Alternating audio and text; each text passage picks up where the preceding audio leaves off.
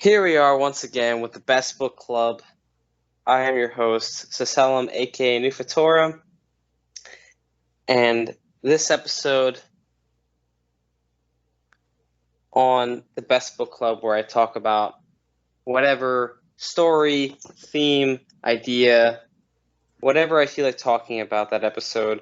This time, we're talking about Two Worlds by AnimePanties.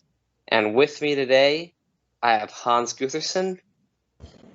Hi, thanks for having me back. And JCCW. Thank you, always a pleasure. And it's an honor to have you guys continuously come back. I've been excited for this episode for a long time. Same. Two Worlds. It is really nice to have you guys on, not even just for this specific episode. And for any listeners, I do apologize for any background noises. That I do have a kitten running around my room at the moment. Meow. With energy, so I can't prevent that from happening at the moment. But if you can, I'm hoping you're just here to listen to the talk. So, Two Worlds. First of all, I'm curious to hear when you both heard about the name AnimePanties to begin with, because as all of us know, AnimePanties is a very big name in the wedgie community. Mm.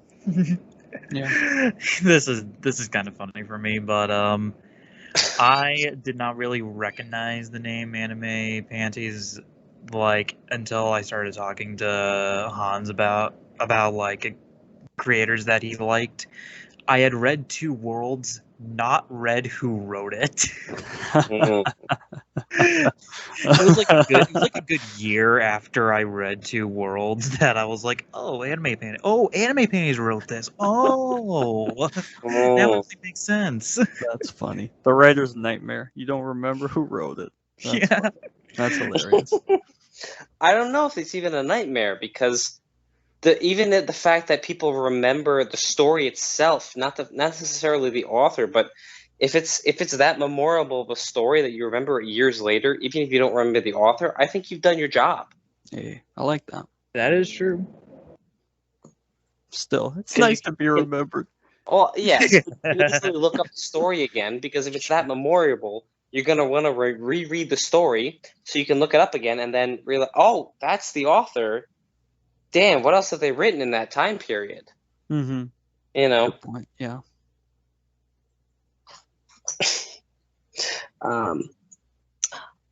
So this story came out in around 2016. Where were you both? 2015, yeah. Okay, so yeah, so I sort of, my reading of it was kind of broken up a little bit, so I saw a lot of the 2016 posts, and I know it was the writing of it was broken up quite a bit, so it was a long period of time between each part. So where were each of you in 2015 then? High school. That was actually that was not my best year in high school. That was sophomore year, somewhere around there. And all you need to know about me in sophomore year is that I was cringy, depressed, and not in the best place mentally. And that was where I was in 2015. But I didn't read Two Worlds until like maybe a year, 2 years later.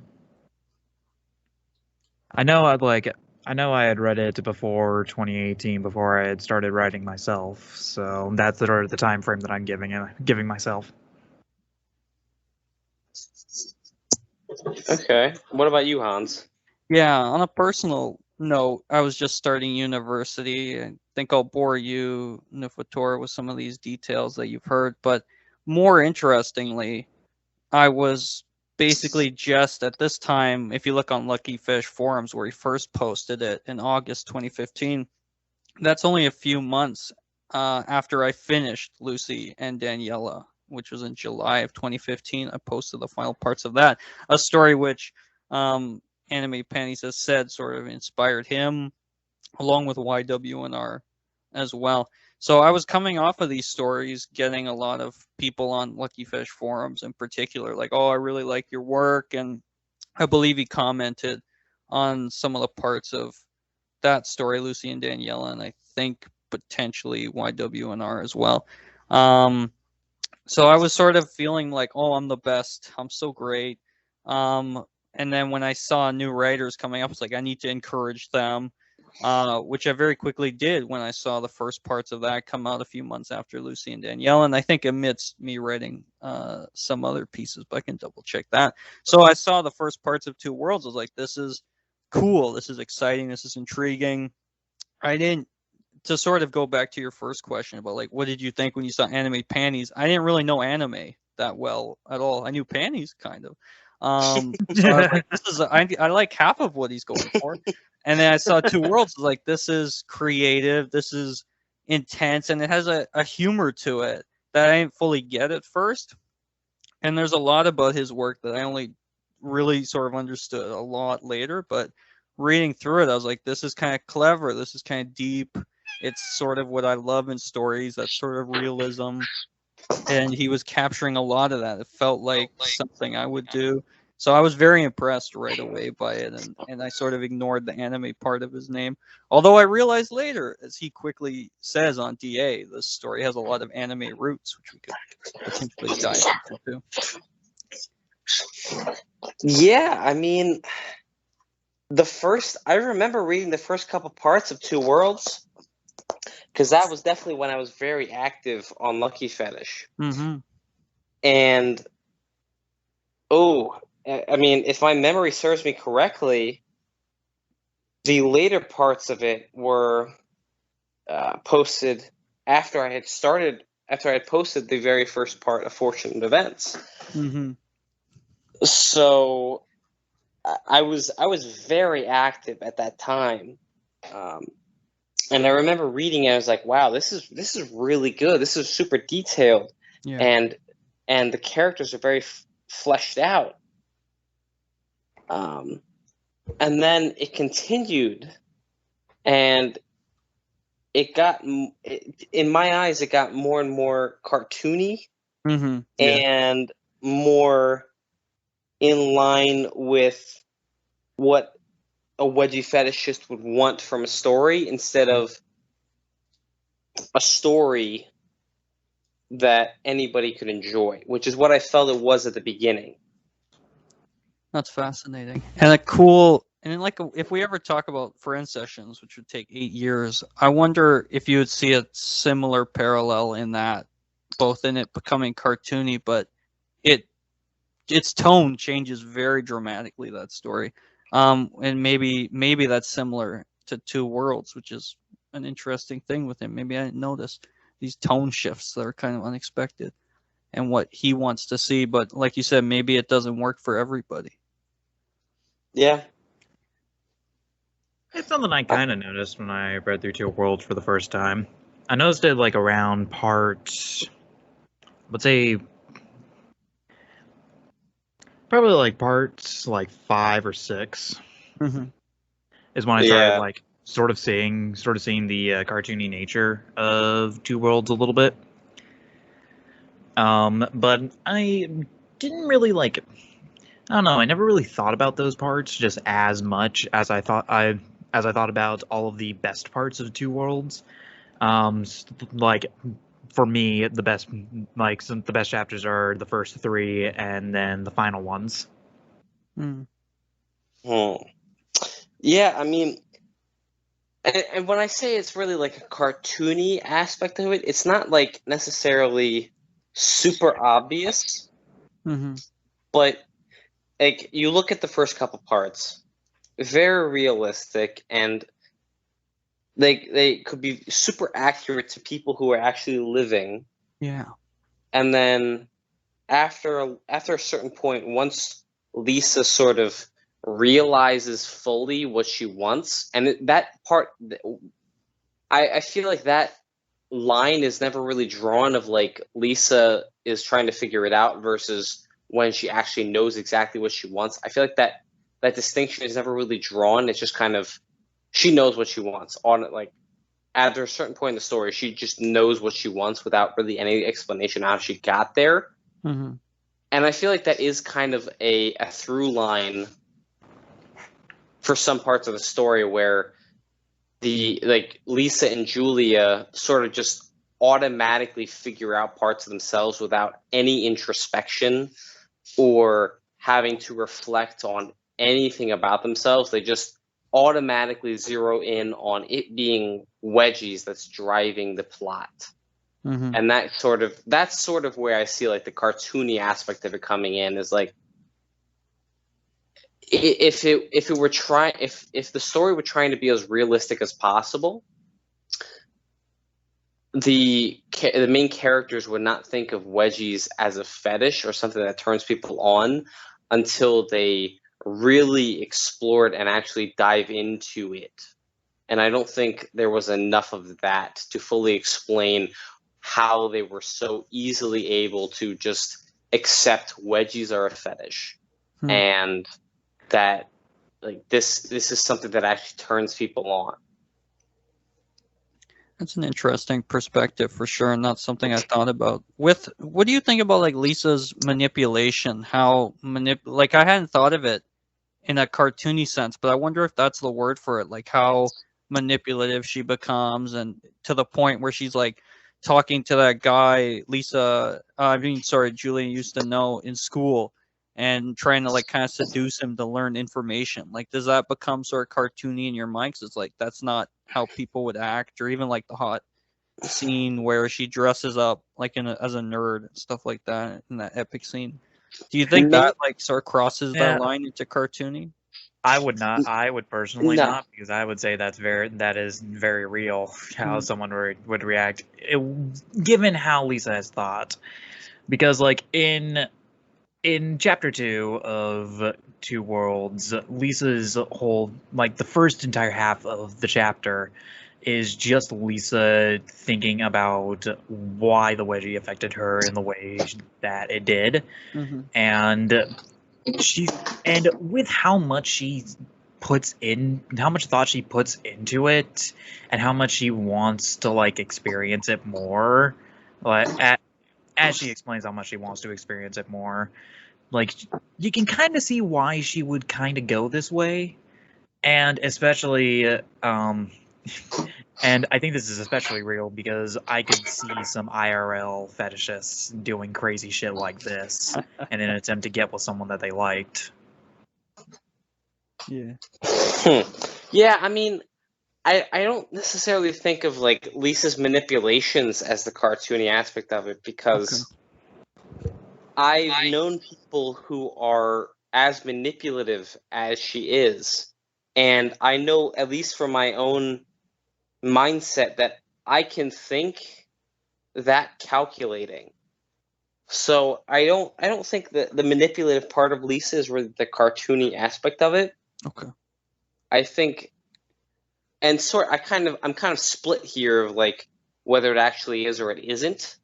Where Julia decides to go all in understanding Lisa's love and fetish for Wedgies. Yeah. That's the part where I think it really becomes cartoony. Like, what really is driving her to be that interested and that trying to understand it as much as possible, that she would devise all these tests for herself, so that she can understand Lisa.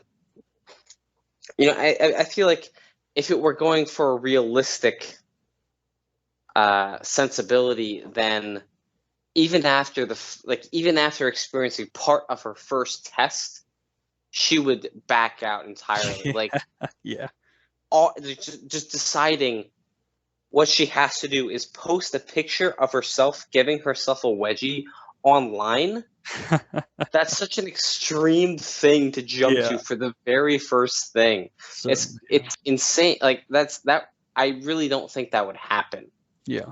But at the same time, I think it is an extremely interesting look at a perspective from a character that I don't think I've seen before or since. It's funny because in Friend Sessions, the character, how could I have forgotten her name? It'll come back to me. But the sort of main character is introduced to their friend group who are all into wedgies. She does also go to these pretty extreme lengths to try and understand them, which is an interesting sort of parallel in the two stories. I mean, any normal person in Friends Sessions, after they saw what happened at the sleepover, would have just ran for the fucking hills. Certainly, yeah. By the time she gets to the sleepover, she certainly gets it more, but then obviously later does experiments to try and understand the other side of it, the limits of their pleasure, which is pretty insane. But even just coming into it when she's like, okay, I need to get them from the group so I can understand more, which is a fascinating dynamic and not a really common one, or perhaps expected for people who aren't into them.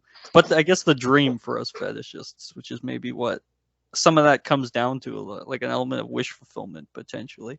Yes. I mean, I guess I have to, because I did read the first couple parts of Friend Sessions, but once it got into some of the more extreme aspects of things, I kind of ducked out of it. So I guess I'd have to I guess I'd have to read through the whole thing again.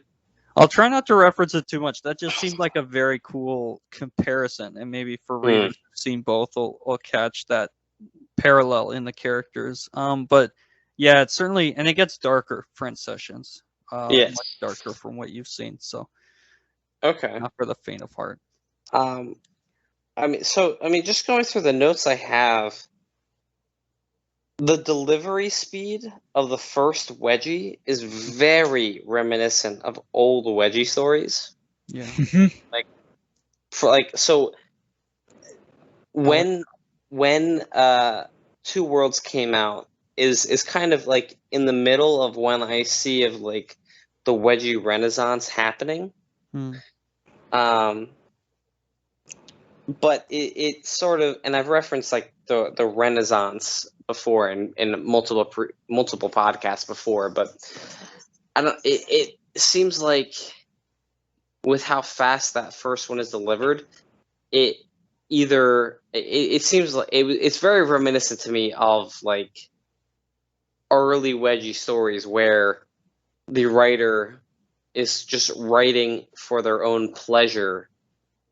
Not writing to write a good story, just to ease their urges. So they put something out there that they can look back on, like, I did that, and other people can like jack off to. Yeah, within the first couple paragraphs, the wedgie happened. Like, and I know, like, I definitely enjoy much more of a build up. Like. I don't know if either of you have read I Could Change Her, the short novel by Saseda. Oh, yeah. I'm familiar with it. I haven't read it yet. Yes, and that is the build-up that I love. Like, multiple chapters worth of build-up for the first wedgie is like, that's amazing, and it builds up so perfectly to it. And that's a podcast I would love to do if either of you have read that story. Ooh, that's a podcast. Saseda is the god. That's very interesting. Because when I had first read Two Worlds, it was like the first wedgie story that I had read that was like that actually focused on like character and stuff. I had been extremely accustomed to like early Magni, Amy Wedgie, all of those early writers that it was like 5-minute stories. Yeah. Like I had been very accustomed to that kind of stuff. So the first part just like it just sort of I was expecting it. I was honestly going back to reread it. I'm like, wow, this part is short. I didn't remember it being this. Yeah. But now like when I'm back then, when I was accustomed to it, I didn't really notice that. It is very reminiscent of that, and I think the whole story. I think actually every chapter is pretty much like it encapsulates perfectly what that sort of Renaissance era actually was. Yes, it was still very short, but it started adding things that now have influenced so many other stories. And the thing about it is, like, I see like how AnimePanties put out feeling the fire until it burns before Two Worlds. No, that wasn't And AnimePanties. was it? Who No, was this it? was his first story, guys. That's what we have to Oh, remember wow. about AnimePanties too. This was the first thing he ever put out. Wow. Yeah. Who did Feeling the Fire Until It Burns then? It was Cosby Rerun or Nicely Done. I always get Nicely done. It was Nicely Done. Okay, yeah. Oh, Nicely wow. Done, the incredibly talented. Wow. writer. And I sincerely thought, wow. Okay. So never mind that point. Disregard that. I mean, for a first outing, it is very well done, but it definitely shows the hallmarks of a first story. Yeah. Just like how mine does that. I think everybody's first story sort of shows the hallmarks of their eagerness to write a story and to please the audience, and they want to get out all their desires and urges and fantasies as fast as possible, and then they realize, oh wait, I can actually write a really good story. Let me slow down a little bit, and I can focus on one thing at a time and space it out a little bit. Correct me if I'm wrong there, but that seems to be the case for most writers. Raising my hand, that is the case for me.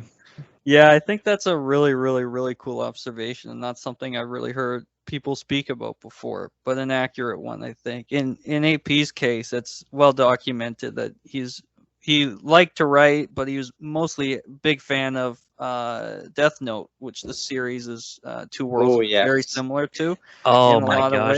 ways. I can't fully agree with that.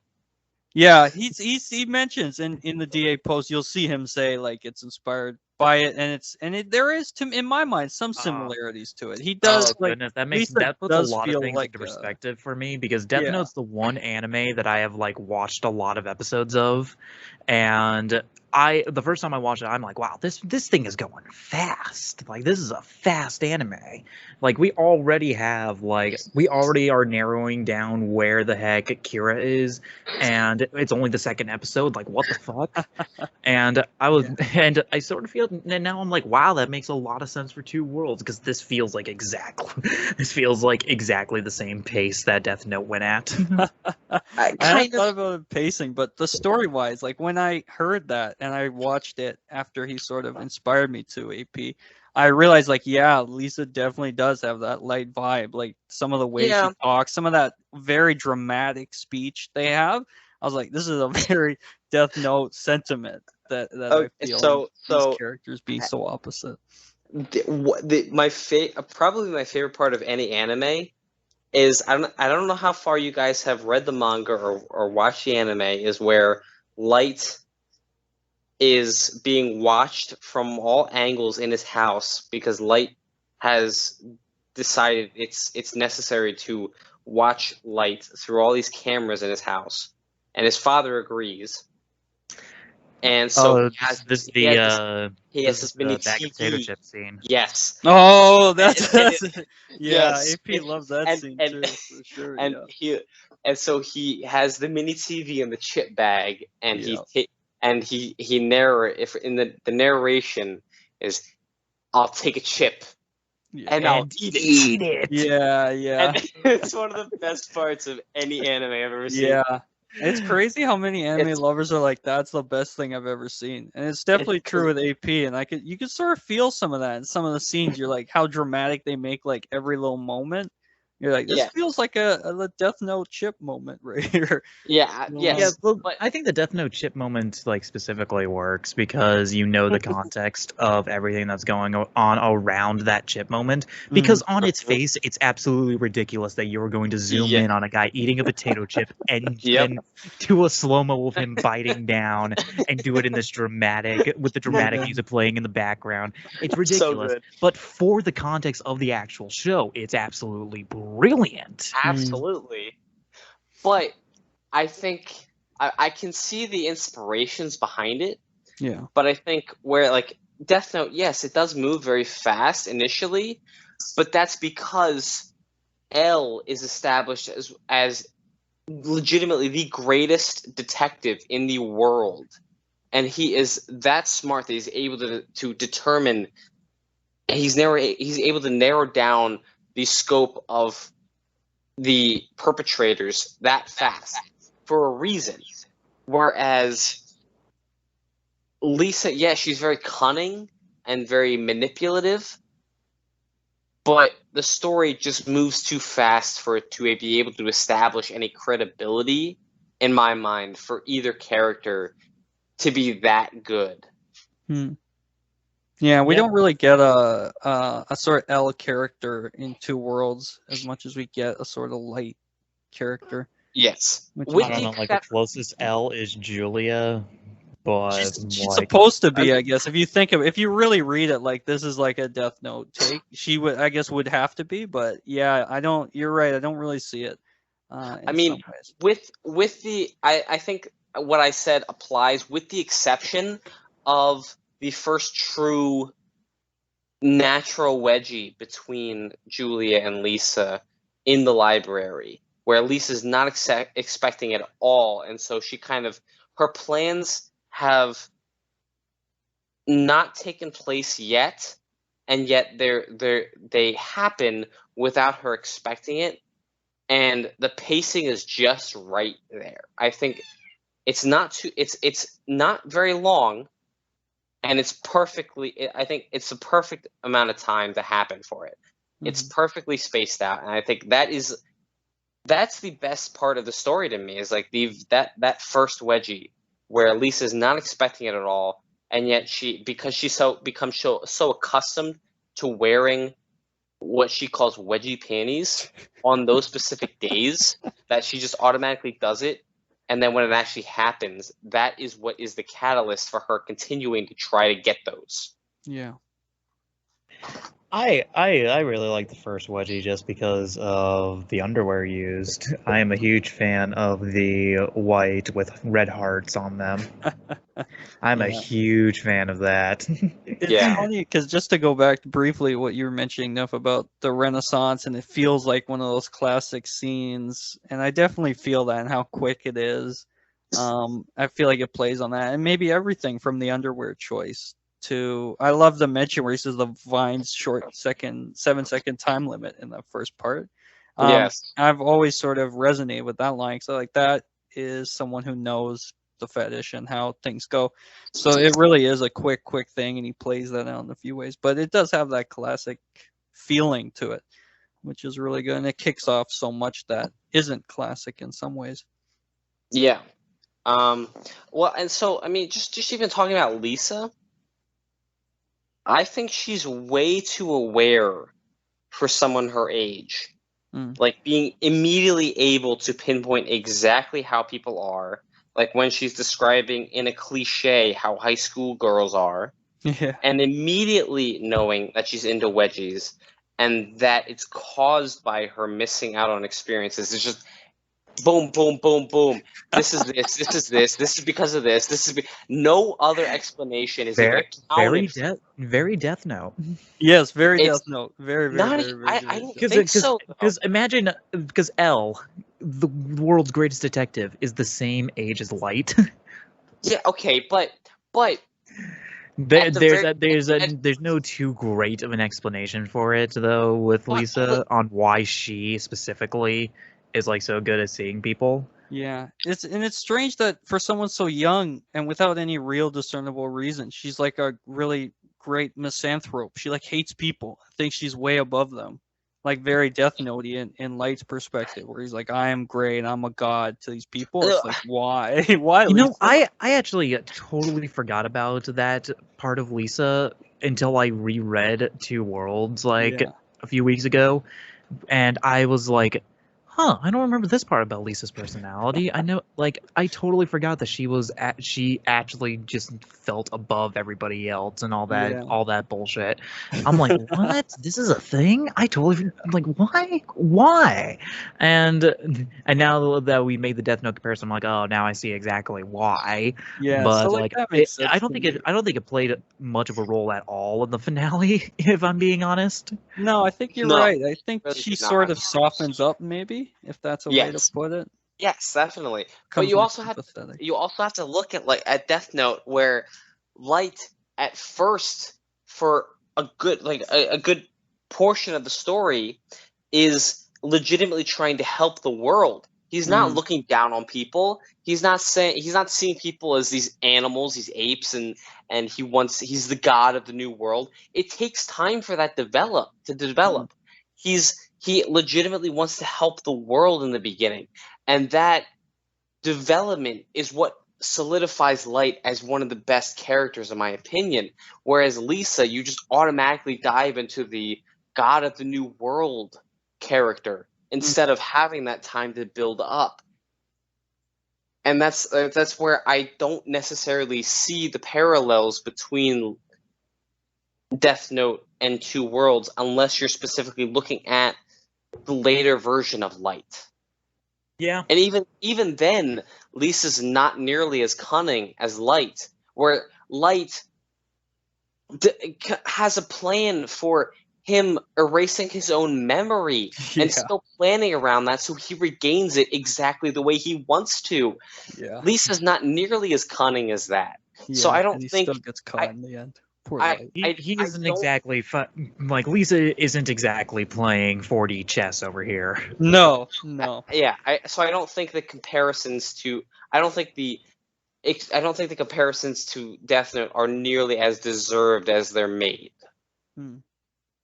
Yeah, I think Yeah. you're right. I think there is a space to say, yeah, the similarities certainly end at a certain point, but I feel like there is an influence there in some of that, and maybe that's where we can explain some of like the quick details. Maybe it is just some of what we're talking about. It's very quickly trying to characterize Lisa, and it's sort of jumping the gun instead of building up slowly, seeing some reason for her to hate people and feel like she's above them. It's sort of like, let's bring her to the end of that development where she's already at that point, and we don't really see where she gets that from.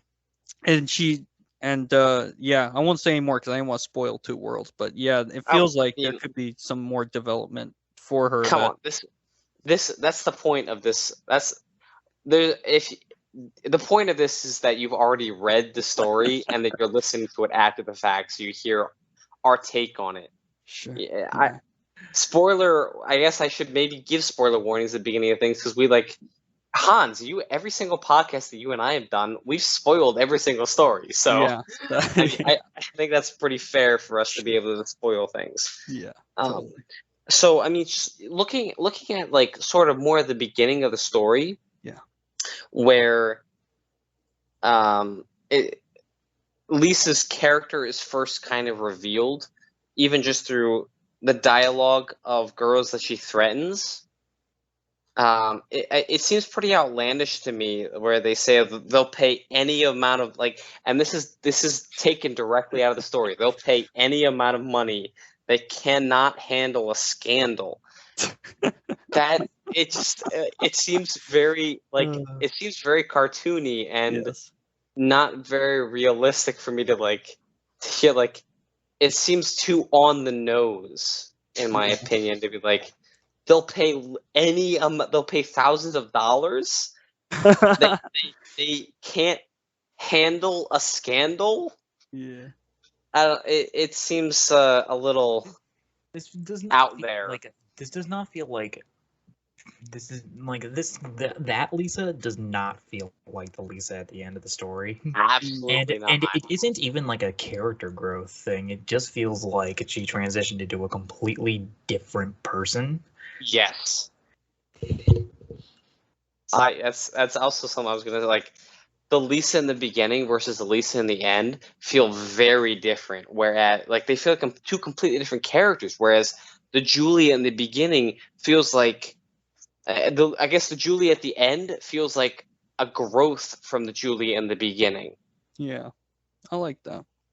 I think Julia is probably the best part of this entire story. Yes. Yeah. And I guess also Death Note comparisons, as I thought Hell was the best part of the story. Yeah. But I really liked Julia in Two Worlds for the first time I read it, and when I reread it, I also really liked her. I thought she was a very natural character Yes. who happened to come into contact with someone who was very unnatural. I love that. That's really well said. Yeah. Yeah. Lisa is a sort of hot, devilish character, but Julia's the one you can sort of more picture as being realistic. She adds like that grounded, less cartoony element to things. Yeah. Although she does do some crazy things, like she hangs herself up in that crazy rig at the playground and stuff. I like that that doesn't. I like that happens near the end in like the It does feel penultimate like chapter. growth. Yeah, it feels like it's earned. Like to see her, it's like because Lisa goes through this very quick shift in the beginning where she goes, "Okay, I'm very much into this thing," and I realize it right away. With Julia, it's like a very slow process. I think is what it comes down to. And she's got to do these more extreme things to really figure out like what it is for her that she's into, and it's not everything, which is cool. Yeah, and I do like that AnimePanties just that kind of does keep that through line of like Julie is not actually into wedgies. Mm-hmm. She's just so suppressing her homosexuality that she has to think of any possible other explanation besides being a lesbian. I like that. To explain that, like, why she's so angry and frustrated, and she's so obsessed with Lisa. Mm-hmm. That's a really good point. Because, like, I know it didn't quite make sense to me. The first story that she gave about like sleeping with someone else's boyfriend, it didn't quite fit in line the first time that I read it. Nice, good eye. It didn't quite make sense to me. Like, is that really why she has so much anger and frustration? It didn't quite line up.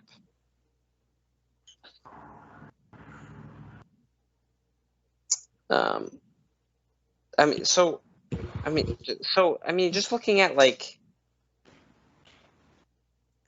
Lisa's discovery of her fetish, and I think just reading the entire thing, I think it is fair to say that it's not entirely a wedgie fetish. It's like wedgies are one specific aspect of it that gets her into that kind of thing. It is very interesting to me to, like, after rereading it, seeing that just after just one wedgie and legitimately just a few thoughts of the image of being controlled by a wedgie, it becomes ingrained in her mind that wedgies are what turns her on, and that's like she's got a fetish for it, and it seems way too fast for that kind of thing. It from my perspective, it sort of seems like, despite the fact that they're college age, in that instance, it seems as if they're written like they're freshmen in high school, with how fast they decide, this is who I am, this is what I'm about. Yeah. I can see that.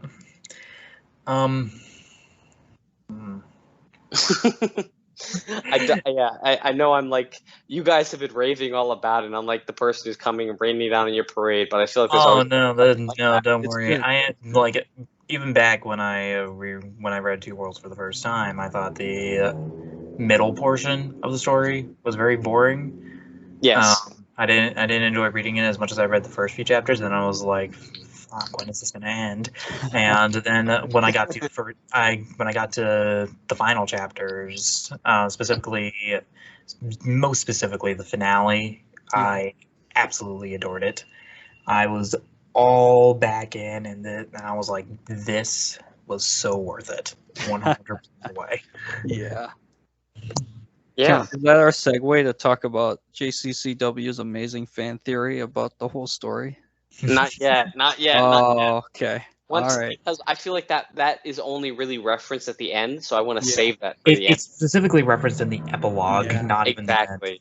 Yeah. Exactly. So there are aspects of it that are mentioned at the very end of it. Oh So I yeah, do there's save aspects. that for the There's ending. aspects of it that I think permeate through the whole thing. That Yeah. when I reread it, I'm like, wow, this actually does make my theory make a little bit more sense. But we'll save But- that for the end. but We'll save it's- that for the But it's most evident in the epilogue. That's where the Yeah. biggest piece of evidence comes from. And is where I initially thought of it. But we will save that for the end because I want things to come in time. Yeah, of course. So, especially save the most interesting and important things for the ending. There was one thing that I just could not ignore at one point, where Julia's reference as being 15. I don't know if you guys For caught real? that. Was Yeah. that because there's some flashbacks, right? Yeah. Yeah, that's Cool. right. So Yeah. that makes sense to me. And like, Wow. come That's on, fine. AnimePanties, what are you doing? Come on. That- AnimePanties. that's- disappointing. Ugh, no. That's no good. Also That's say no that's good. No good. No, I know. This is also kind of like that sort of era, because Yeah. if you keep in mind that era with the people like Magni and Amy Wedgie, some of the characters are very clearly referenced to be underage, Yeah. and it's like, man, Stop these it. stories are just not as good now that I'm an adult. Yep. Yeah. And that's weird to me. Yes. Absolutely. It's weird, especially It when you think of someone that age. It's like, come on, man. Especially since you should know the rules, and just common sense is like, You know this. the rules. So do I. This is just weird. It's uncomfortable to me. I don't like this. This is just Yeah. ugh. It's a weird complication because there's no, I think, Wedgie in that scene where she's referenced to be like 15 or whatever, but still definitely gonna have that visceral reaction Exactly. where you're like, But- wait, why would you make me think of her younger while I'm Exactly. thinking about all these other scenes? It's corrupting Exactly. in some complicated ways. So, yeah, AnimePanties, how could you do this to us? That's unforgivable. Yeah, but I mean it's okay. I But mean, it's that's even something I try to avoid in my own stories. Like, Yeah. even trying to reference, like, when I was in high school, immediately you start thinking like, okay, or even like, hey, when I was a sophomore in high school, I had this, and this happened to me, and it's like, well, now I'm thinking about it, and motherfuck. Yep. Yeah. You gotta be Yeah. very careful with that. I just keep it Exactly. so vague. Back when I was in high school, that's it. Don't say how old they were, or just always I- say 18. You're like, wow, so much Exactly. happened to you while you were 18. Back when Yup. I was Exactly. back when I was a senior in high school, I actually knew seniors in high school who were 19. Perfect, Oh, even yeah. better. Yeah, there were a couple of people that I knew like that. So I like you dated just a girl who you- was 19 in high school. Nice. you always gotta. It's always safe to just say they were a senior in high school. Always. Mhm. That's for any writers out there. If you have to reference high school, say they're a senior or say they're 18. That is the Yeah. safest thing you can do. Yep, always. I mean, so and also just looking at Julia being a lesbian, Mhm. it makes a lot of sense, and I think I kind of said something to the effect of this. So, it makes a lot of sense with how angry she is all the time at not wanting it to be true. It makes sense to me when looking at how people oftentimes don't want to accept the truth and fight against it with everything they have, especially if they grew up in a environment where being a different sexuality than heterosexual is extremely looked down upon. They'll repress it and think it's got to be anything but this. They'll be angry with themselves and they'll take it out on other people, and so I think that part of that aspect of Julia was written extremely well. Mhm. Yeah. And it's an uncommon sort of thing, like what we're talking about. It's so often it's like, oh, I have a fetish and I'm coming to terms with that, as is basically Lisa's conundrum, and then Julia is like, no, I'm just something totally different, and you don't really see that a lot in the fetish story, something so disconnected from the fetish, but so central to her development and the story Mhm. that really carries through. It's a really good point you brought up. Not one I really Yeah. thought much about. And it definitely is like she's coming to terms with it, Mhm. but it's definitely one of the more earned acceptances. Yeah. Not even of the fetish, but just of herself as a person. Yeah. And I think it's one of the best examples of character growth in a wedgie story, in my opinion. I like that. Yeah, it seems like they both kind of accept themselves by the end of it, sort of, and also each other. But Julia's, I do like in some ways more, even though it has very little to do with wedgies. There's something Yes. more powerful about it. And to read it biographically, which is always kind of dangerous, AnimePanties some years after this would come out as bisexual and make a post about it on DA, something that he didn't really know or fully come to terms with for many years. So I wonder if something in Julia's journey maybe resonates with him, or he was experiencing some of that in his early years at university, and then years later to come to that. So that's I reading don't know. biographically, always dangerous, maybe totally wrong, but just thought I'd throw that out there. I don't know. I'm very straight, and I think lesbians are hot as shit. And that's why I write about them. certainly, yeah. I'm with you on that. Yeah. I mean, any scene where it's female on female wedgies is in general one of the hottest things to a wedgie fetishist. So I mean, you're striking gold if you're able to write decently well. So I mean, Yeah. that's a pretty normal thing. Sure. I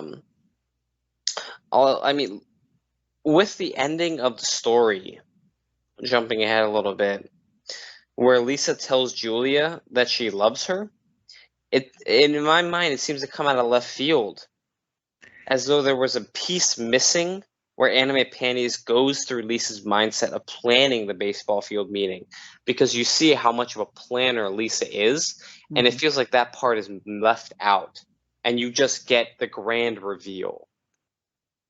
Yeah. Especially where you see like how intricately detailed her plans are, where AnimePanties details her plans before, and this like possibly her biggest plan yet is just it's revealed to us. It's not actually shown. It's not the workings of it. The inner workings of it are not shown to be being developed, and that's something that the reader has kind of gotten used to seeing. I don't know if I would agree fully with that. I think I would agree to like the reveal, the final plan being sort of rushed and not really shown all that much. But I don't think I would agree with Lisa saying "I love you" coming out of left field. I like the entire first half of the finale is designated to her like revealing her plan and that she did all this, but at the very end of it, it reveals that she did all of that specifically for Julia because she wants Julia.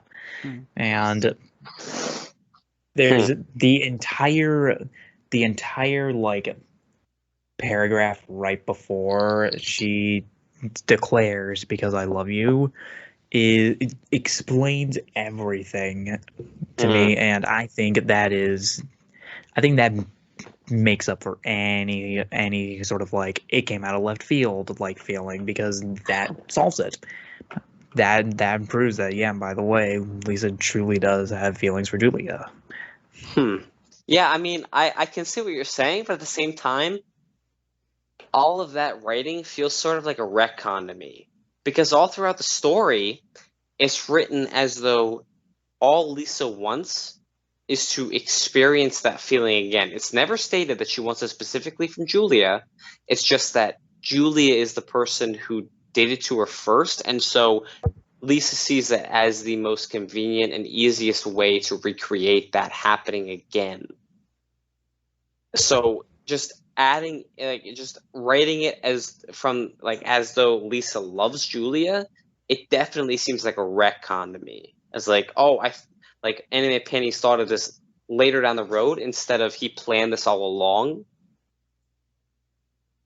If you follow, I still don't think so. Specifically due to the fact that we see with Lisa's, fling with that guy, that we properly see her, like, knowing that she is manipulative enough to ring anybody around her finger, and thus if her whole goal was simply just to get that feeling again, she knows that she doesn't have to try. And she knows that she can go around to anybody, but she continues to go for Lisa specifically. And I would still say that it makes total sense that Lisa would therefore conclude that the reason she keeps going back to Julia is because she loves her. And I think that AnimePanties really did expect that when he was writing this, that Julia and Lisa were 100% going to end up together. I guess really, like, the thing that's throwing me is the fact that there's not some kind of part of the story that's written out explaining Lisa's mindset of it. That's what's really like, I love you. Like, where did that come from? Like, that's if there was some kind of, because there were so much other pieces of the story outlining Lisa's mindset leading up to each wedgie, it sort of doesn't, it feels out of place that there wasn't some kind of lead up in Lisa's mind of planning this thing and then executing it, instead of her just saying, because I love you. I think that's a fair point, if I might jump in.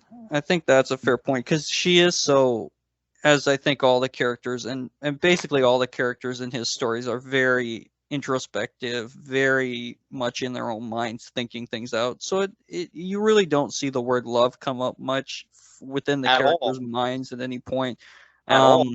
So it might be worth it. It's funny, though, hear you two talk about it, because we get the alternate ending, right? He writes where she doesn't accept the I love you. Lisa rejects Julia in very dramatic and dominatrix fashion, and it's really shown to not be enough. Her manipulation was too much for her. So it's funny that you can sort of look at it both ways. You say it sort of came out of nowhere, and maybe if you think that, you could say, well, you know what? The alternate ending is the real ending in my mind. That's my headcanon. They never did get together, because that makes no sense. But it's very depressing when you think about it. But maybe that's where you go, because it's like she really doesn't accept it. It's like, you did treat me badly, which she kind of did. Or you can be a romantic like me. You could be a romantic like me and say, you know what? Maybe she didn't need to think it. Maybe it's just something she felt, and she did do all this stuff, and we're supposed to buy that. That is her showing love but never saying it, which it might just be a little rushed, which is maybe the one thing the story maybe suffers from. The two worlds collided maybe a bit too quickly. I mean, maybe it's the fact that Lisa just changes so much as he's acting on a whim now, and in the baseball field, and just deciding, this is what I'm going to do in the moment, instead of planning like she always has. And I know from experience that people do not change that fast, especially when they are that ingrained in their own ways.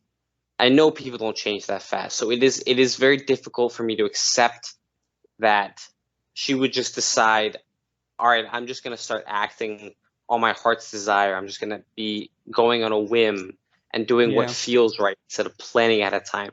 And what you said, Hans, is like the epilogue, the parallel universe epilogue, does feel like the more realistic and what seems like the more accurate ending to the story to me.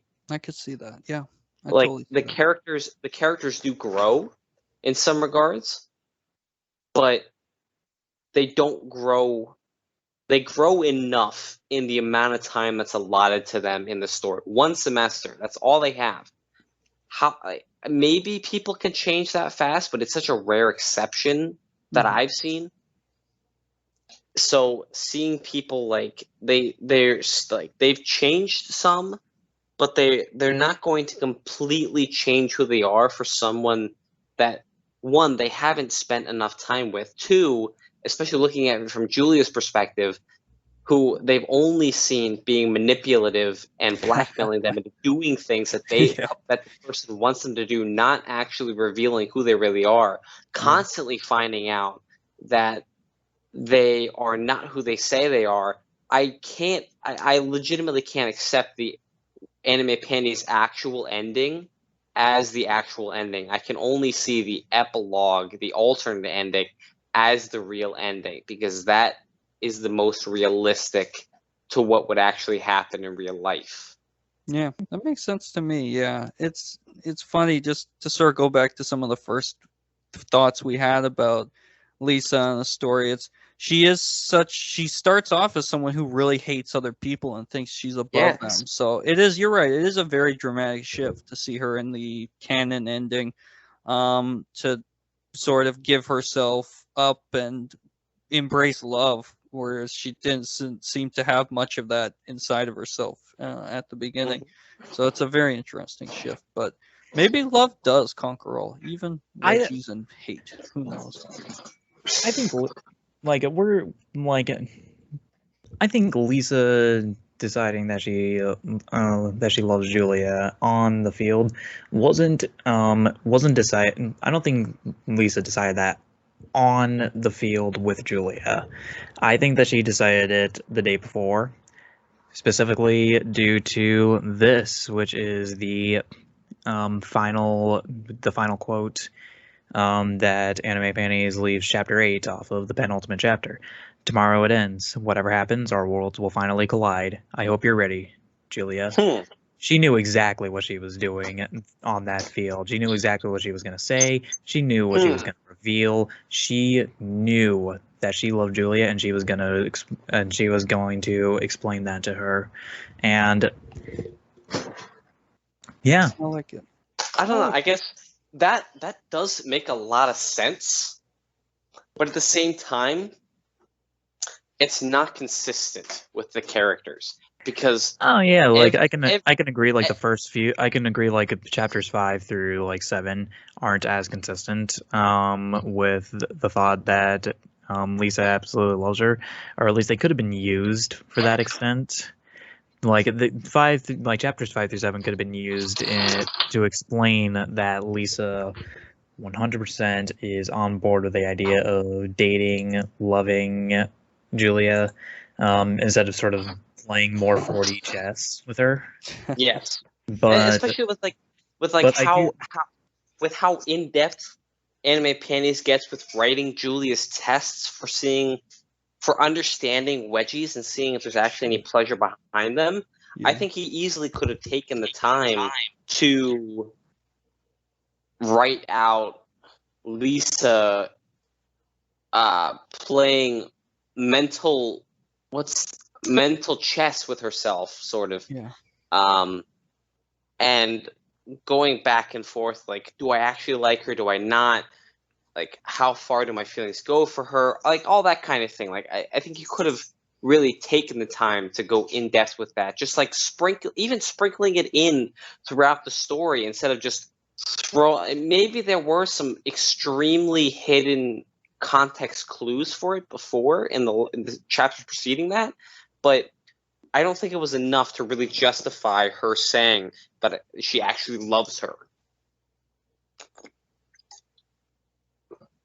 I mean, I can kind of see it, but like the fact that it was set up in the penultimate chapter sort of confirms it for me.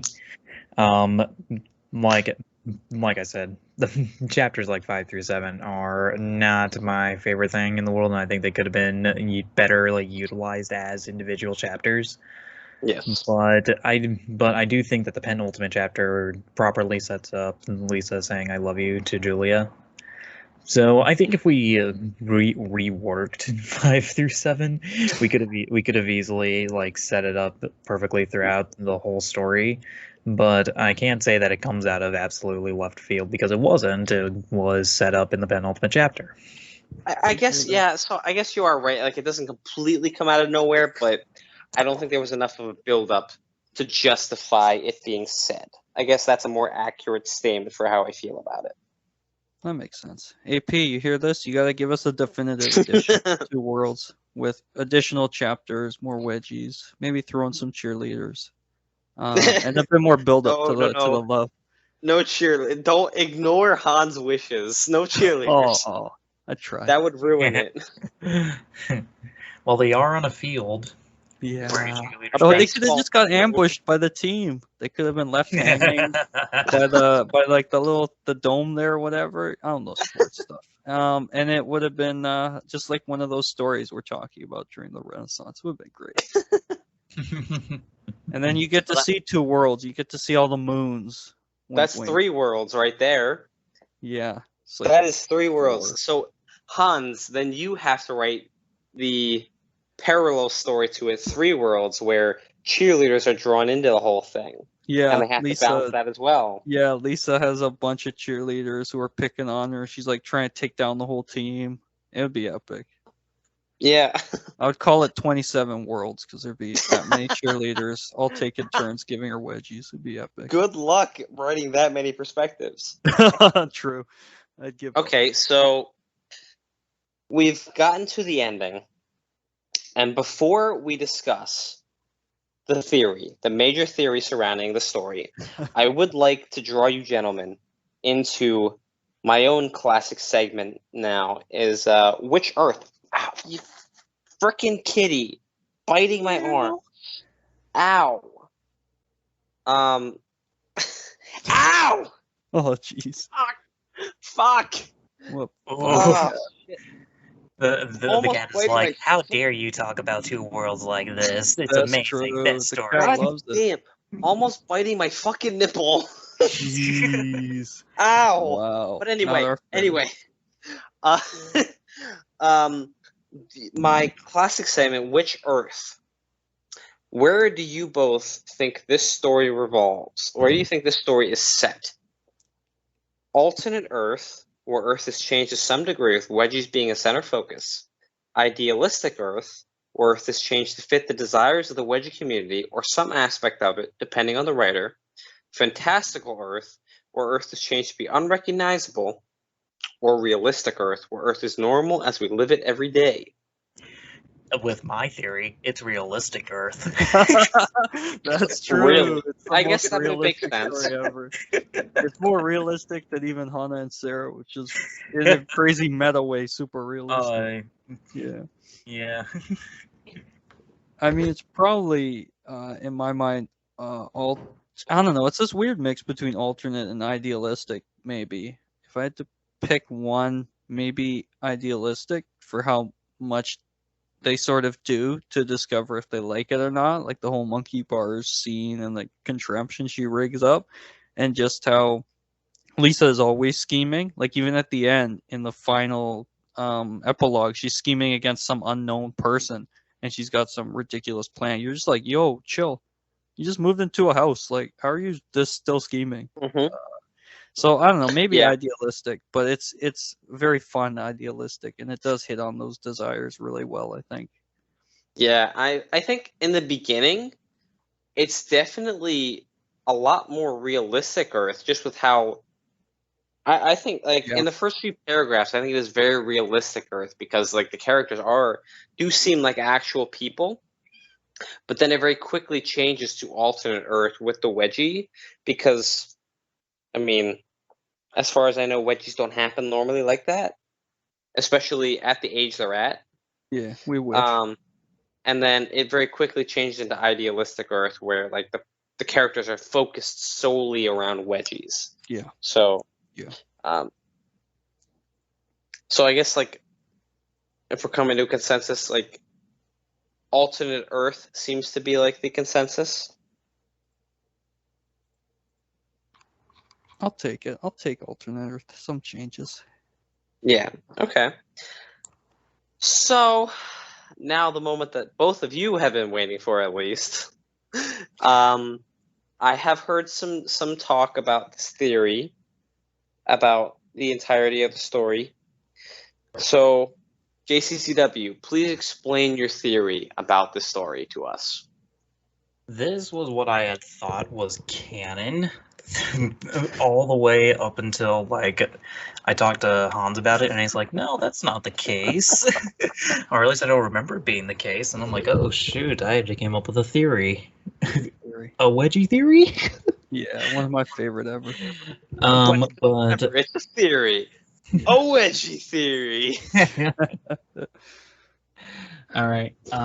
So my theory is that the entire story is a stage play. And the reason I had thought that was literally because of the epilogue's like final words being like, as the final guests were leaving the theater, the two main actresses remained on stage. I took that 100% literally, and I'm like, oh shoot, this was an actual stage show. That's really cool. And when I reread the story, I kind of think it may be. Yeah. Because, like, first of all, a stage show with two main people, or at least two main actors, is a thing. It's not in musicals, but in actual like straight plays, where still there was one that we read in high school that was essentially two people, and then you had like three people who showed up like once or twice in the whole show, and that was the entire cast. So I could see it being an actual thing, like Two Worlds' story being a straight play, and I could see it being an actual thing. But also, just how the story is structured feels a lot like a stage play. In the first chapter, I'm sure you all know what's coming next. Yes. It feels like stage Yeah. One of my favorite that feels lines like ever. an actor's. That feels like something someone wrote in a script. Like, it could have been an actor just writing notes, or it could have been the director telling them, "Yeah, you all know what's coming next." Yeah. Like, it feels like something out of a play. The multiple plans that Lisa is coming up with and all that stuff, it could easily be like construed as the show needing to cater to more than one type of audience, because there may be people like us who enjoy the character and enjoy it all the way through, but you also want to have some fun elements for people who aren't as as intrigued by this, but they are intrigued by this. So, JCCW, And the final part, of course, or the finale, where the two end up together, it perfectly lines up for a stage show. One, because it features lesbians, and like 50% of theater is lesbian, and joke, but also because it's a sappy ending. It is a very romantic ending, and it fits perfectly for a stage show, which even a straight show, musical, doesn't matter. Sappy endings are just the thing to go for all the time, and I think it works very thematically. So You're yeah, telling me Two I Worlds think is a rom-com, and that first wedgie is the meet cute. I just dawned on me. No, but for real, that theory blew my mind the first time I heard it. I was literally like, "Wow, JCCW, you're the craziest human being I've ever met." When I heard that, and then I reread parts of the story, and I found that line. I was like, "This man is a genius. How did I miss this amazing theory?" And although I don't fully buy that it's a play, it's such a cool theory, and there is a lot that sort of feeds into it. Even like Lisa's monologuing and stuff, it gives me Shakespeare vibes. And I know, again, speaking biographically, AP's big into Shakespeare and doing some of those like monologues and stuff. He's big in the performance. So a part of me is like, maybe the whole thing is a play. I don't know for sure. I have weird theories about friend sessions too. I think they're all ghosts. So if you tell me Two Worlds is a play, I kind of buy it. Not gonna lie. I mean, so JCCW, here's a passage from the legitimate ending of the story, not the epilogue, not the alternative ending, the actual ending of the story that I think will fuel a little bit of your theory. All this had led to this very moment, one she would have never expected to have, yet one she was so thankful to experience. The farthest light of the field turned off. There are two worlds that seemed so separate, so distinct. And yet, the feelings each one held within one another helped connect these two lost souls, these two worlds. The second set of lights went out. leaving only one remaining. Julia smiled to herself and rested her head along with Lisa's, the snow pillowing her hair as she did so. She held Lisa close and accompanied her in her wistful sleep, using the warmth shared between them to drift and to dream. The final set of lights dimmed, and only the snowflakes could be seen through the darkness around them. At the microscopic level of each snowflake, a small whisper could be heard through the darkness. Only the one snowflake next to Julia could hear it, but it was there and signaled the end of the show. The curtains finally drew to a close. Thank you. The end. I remember I was reading, man, I remember something about the curtains closing, and then I looked in the epilogue, and I'm like, wait a minute, it's not there. Yeah, there it is. That is all. Yeah. Yep, that is also a very big. That is also a very big piece of evidence. I mean, I asked him about this after you told me the theory, because I was like, "What?" I was like, "AP," because we talk a lot, and I was at his place not long ago, and I was sort of talking like, "We're gonna do this potentially, this podcast." He was super excited, but I always mentioned like that theory. It kind of holds up, and as far as I know, he never intended it to be that. He's a fan of metaphors, as Yes. the fans of him know. Sometimes very odd metaphors, sometimes ones that you're kind of like, they're just a little bizarre. So he might have just went very deep into that, but it certainly does read as if the whole story is a play. So I feel like I'm just gonna go around saying that from now on. Yeah, I think a lot of the points that fuel your theory, JCCW, are ones that are read very literally. Instead 100%. Instead of looking at it from a very thematic standpoint, and one where from my perspective, it seems like, because I am one to look like past the literal meaning and see, like, I try to understand the meaning behind things, and so it looks to me as though AnimePanties is just sort of indulging his writer's self and writing very thematically and what's the word? Poetically, maybe. Yes, poetically. He's writing very poetically, and he's not writing to be literal. He is writing to be poetic. Mm-hmm. And so it looks like it could be one thing, but it actually is something else. And I will be the first one to completely admit that I do not think that AP really thought that this was going to be a stage show when he made this in Inception, and this was probably me taking the words really literally. Especially because when I first read this, I was in that sort of mindset where I took things very literally in a story, and I didn't really get metaphors all that well. Although I could be the one to argue that it actually being a stage show and it not being used as a metaphor could be like going like even further deeper into something than just taking it on face value as a metaphor. It's like using the metaphor in a completely different way, and that you're expecting it to mean just something deeper, but no, it is actually literal, and it changes an entire part of the story because it is literal. Could be. Yeah. You'll have to have him on your podcast now to ask him straight up. Yeah. Yeah, I mean, maybe.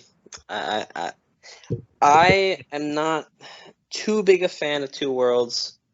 I like to have the authors of stories that I actually like truly enjoy and like reminisce about. I'm not sure. Maybe if I could get him on for Feeling the Fire It Burns. Still not his story. Yeah, you're right. I keep thinking Sorry, I keep attributing it to him. I keep kicking him out of the podcast. You're right. No, you're right.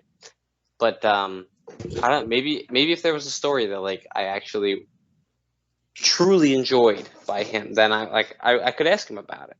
Yeah, that's for future episodes. What? I don't think I ever explained exactly what it was about Two Worlds that truly captured me when I first read it. I'd love to And hear it.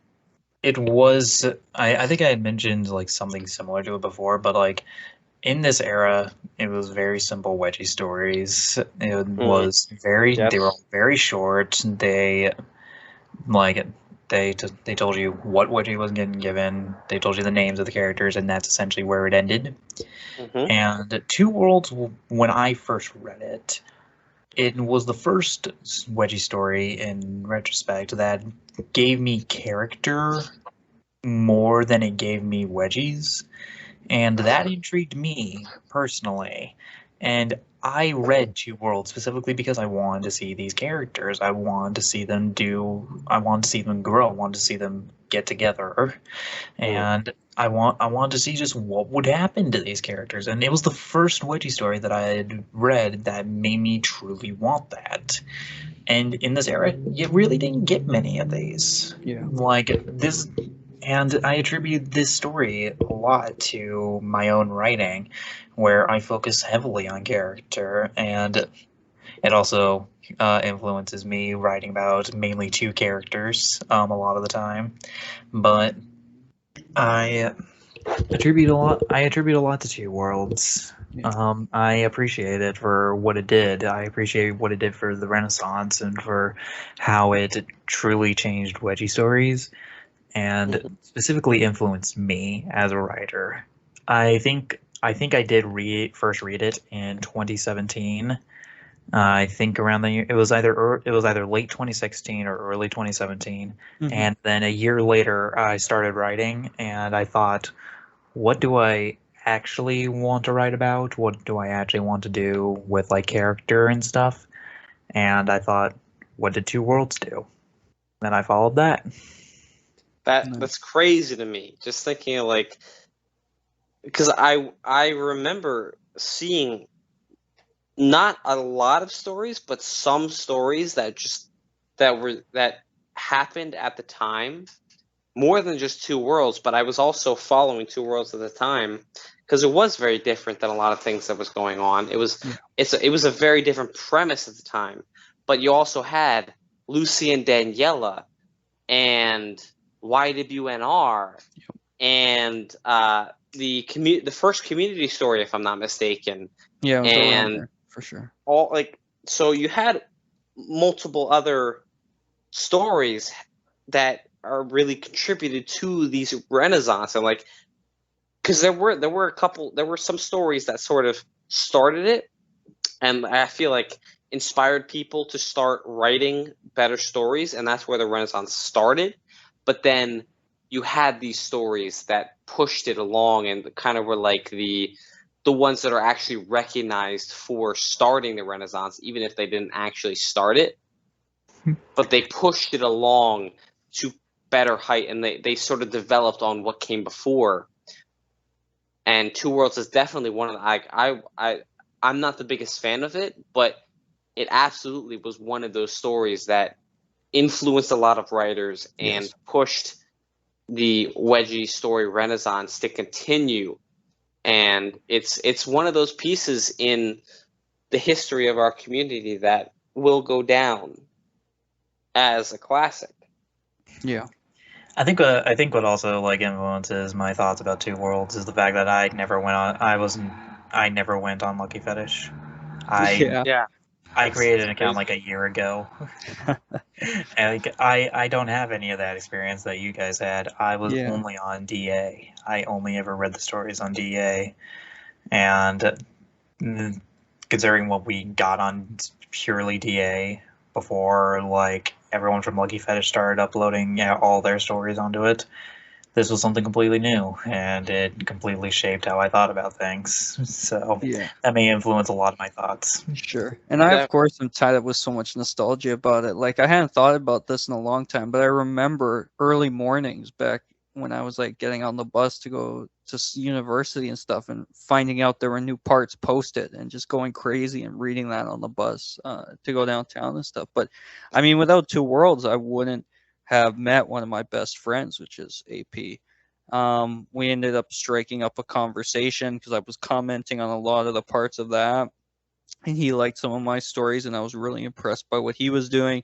and we would message each other in between chapters, and we got into these battles of praising each other and complimenting each other, and then eventually we ended up meeting up because it turned out in some great coincidence of fate that we didn't live super far from each other, and then we eventually got closer and closer, and now I consider him one of my best friends ever. And without Two Worlds, I don't think I'd have that. So I guess crazy. you can say, with my interjection real quick, Yeah. Two worlds collided because of that story. Totally, yeah. No, absolutely, yeah. And they're colliding to this day.